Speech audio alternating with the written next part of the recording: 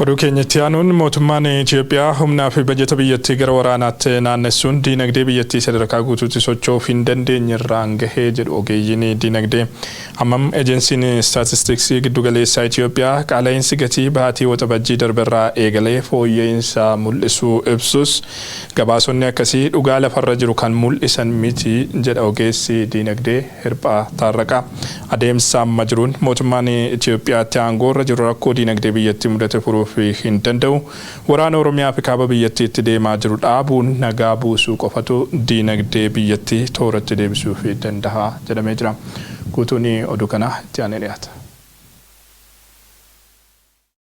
Biyya baha Afrikaa waggoota muraasaan dura guddina diinagdee siyaataan waltajjiiwwan idil addunyaa irratti irra deddeebiin maqaan ishee waamamaa ture Itoophiyaaf yeroo ammaa wal waraansi dhuma dhabee fi hiree uummata biyyattii gaaga'e mallattoo hawaasa addunyaa biratti ittiin beekamtu ta'eera. Kufaatiin diinagdee biyyattii mudatee fi qaala'insi jireenyaa hawaasa biyyattii dararaa jirus dhimma akkaan yaaddessaa xiyyeeffannoo jabaa barbaadu ta'ee itti fufeera.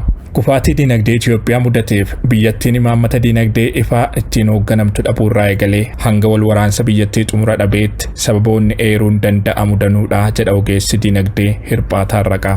Egaa bilchaginnaan aangootti dhufee poolisiin diinagdee hin jiru. Poolisiin diinagdee yoo hin jiru ta'e biyyi miidhaa guddaa keessa galti. Sanaan wal qabatee 2020 akka faranjiitti jijjiirama maallaqaa suntu dhufe. Jijjiirama maallaqaa suni qo'annoo gahaan utuu riisarchii gaariin hin godhamin kanuma irraa ka'etti birriin jijjiiradhee mootummaan birrii jijjiiree sanaan wal qabatee infleeshiniin kufaatiin diinagdee kanarraa jalqabe siin jechuu kooti. Sanarratti dabalatee egaa oofishaalii waraana jalqabe isa addunyaan beekte egaa inni kuni isa addunyaan beektee gatii kenniteef malee Oromiyaa keessa sana duras hojiin qonnaa hin turre inni qotame sassaabamaan turre. Waraanni oofishaalii naannoo Tigraay kun immoo baay'ee diinagdee irratti balaa guddaa fideera. Almost diinagdeen Itoophiyaa amma sadarkaa socho'uu hin dandeenye irra jira. Adeemsonni diinagdee biyyattii balaarra buusanii fi waraanni dhuma dhabee itti fufiinsaan diinagdee biyyaa nyaataa jiru kun jiruu tokkoon lammiilee biyyattii gaaga'eera. Qaala'insi jireenyaa hamaan sababuma kanaan biyyattii rukute. Keessumaa irra jireessa uummata biyyattii kan ta'e hawaasa harka qalleeyyiif qormaata jabaa ta'eera. Hammam rakkoon kun guyyaadhaa gara guyyaatti hammaataa dhufuun haala qabatamaa jiruu hawaasa biyyattii irraa kan hubatamu ta'us qaala'insa jireenyaan wal qabatee fooyya'insi mul'ataa jira. Gabaasni jedhu ammoo ji'oota muraasaas gama ejensiin staatistiksii giddugaleessaa Itoophiyaatiin irra deddeebiin dhagahama. Gabaasonni akkasii dhugaa lafa jiru kan mul'isan miti. Tarkaanfileen rakkoo kana furuuf dandeessisan fudhatamaa jiraachuu dhabuu fi dandeettiin waa bittaa maallaqa biyyattii kufuun rakkoo kana iddoo hammeessaa jira jedha ogeessi diinagdee kun. Waan ganama bittee galgala itti deebitee yoo gaafatte gatii saniin hin argattu. Birrii 50 birrii 100 waan dabalee argita gosa hunda irratti. Fakkeenya tokkoon sii kaase. Makiinaan tokko Suzuki Dzaayirii jedhamu Itoophiyaa keessatti kan gurguramu makiinaa haaraa 00 dha.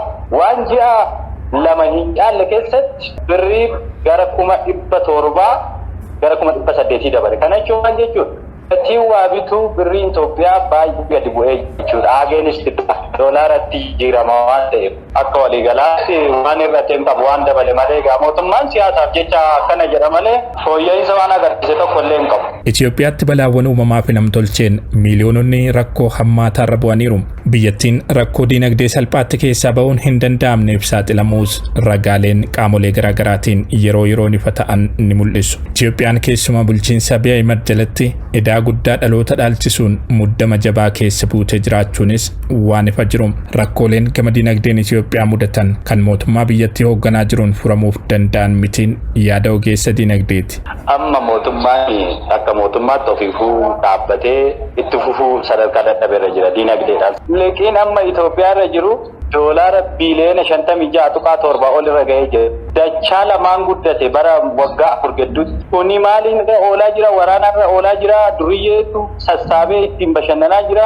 Kufaatii diinagdee biyya keessa seenteefis ta'e gaagama bifa garagaraan hawaasa mudataa jiruuf hammam sababoota hedduu eeruun danda'amus Mootummaan biyyattii xiyyeeffannoon isaa waraana qofa irratti tahee humnaa fi qabeenya uummata hiyyeessaa guutuutti waraanaaf oolchaa jiraachuun sababa isaa hangafa tahuu hedduun itti waliif galu. Furmaanni rakkoos achuma jiraa jedhu ogeessi diinagdee kun. Mootummaan uummataafis ta'e egeree biyyattiif kan dhimmamu taanaan waraana kanatti mariin xumura gochuun tarkaanfii isa jalqabaa ta'uu akka qabus hubachiisa.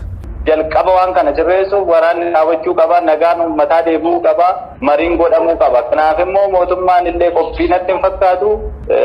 Qaamni biraa qaamni jirus silaa dursi mootummaatu tarkaanfii hedduu deemee warra kaan ofitti fiduu qaba. Diinagdee kanas rakkoo keessaa baasuuf, uummata kanas rakkoo keessaa baasuuf nagaan murteessaadha. Hawaasni biyyattii gama isaatiin haalota guyyaa guyyaan itti deeman tooftaan jala darbuutu barbaachisaa kan jedhu ogeessi diinagdee kun kufaatii isa mudate qolachuufis dhiibbaa barbaachisu gochuun dhimma filannoo hin qabne ta'uu dhaameera.